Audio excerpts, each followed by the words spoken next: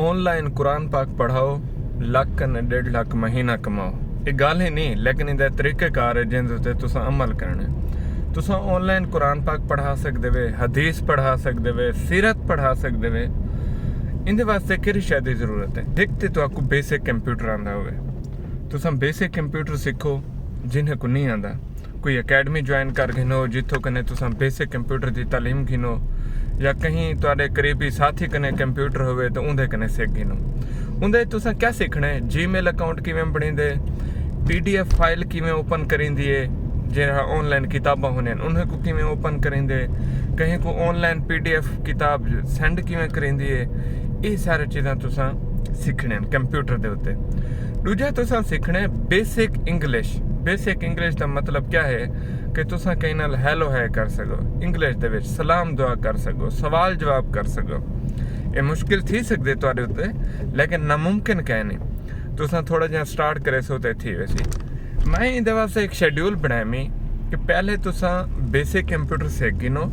Basic computer जिसले सीख गिन सो, मैं तुहाडा एक WhatsApp का ग्रुप बनाना जिंदे तुहाकू ऑनलाइन इंग्लिश की क्लास दी वैसी कि तुसां ऑनलाइन पढ़ावना जो है स्टूडेंट तुहाडे नाल क्या सवाल जवाब कर सकते हैं, तुसां किवें सलाम दुआ करे सो, उन्हां नाल गल बात करे सो इंग्लिश दे विच, ताकि तुहाडी तुलबा नाल पढ़ावण विच आसानी थीवे। क्योंकि स्टूडेंट सारे होसन बाहर होते अंग्रेजी चले सन ते तुहाडे वास्ते मसला मसैल न थीवे। जिसले ये थी वेसो, तीजा वाला असां तुहाको सिखेसो फ्रीलांसिंग। फ्रीलांसिंग क्या होंदी है कि तुहाको ऑनलाइन स्टूडेंट मिलसन गैर मुल्क चो, उन्हां तुसां पढ़े सो, वो तुहाको डॉलर दे विच हदिया देसन। ई शै को फ्रीलांसिंग आखदे।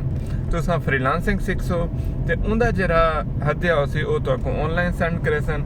ये पूरा एक तरीकेकार है, दुनिया इंदे कम करेंदी पई है, मुस्तफीद ही थींदी पई है। ते मैं ऑब्जर्व किते, मुशाहिदा किते, जेड़ा साडा पाकिस्तान विच दीनी तबका है वो माली तौर ते कमज़ोर है, ते उंदे वास्ते उन्हें को ई कम ते अगर लाया वने तो उन्हें वास्ते चंगे वसाइल पैदा थी सकते हैं। मैं मिशन ते कम करेंदा पिया, तुसां वीडियो को ज़्यादा कने ज़्यादा शेयर करे सो, जुड़े रह सो नाल दे नाल। मैं तुहानू दस्सदा रहा वसां तुसां क्या करना है।